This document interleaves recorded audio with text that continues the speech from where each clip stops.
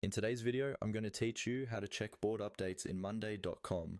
Keeping track of updates is really important, especially if you're working with a team and need to stay on top of what's happening on your boards. Monday.com makes this pretty straightforward, but it can be easy to miss if you're not sure where to look. So let's walk through it together in a clear, simple way. First, make sure you're logged into your Monday.com account and you've opened the board you want to review.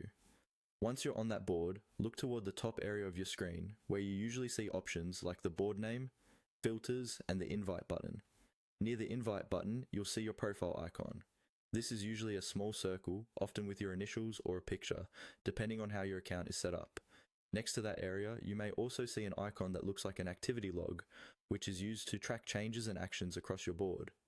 To access your updates, right-click on either your profile icon beside the invite button or on the activity log icon itself.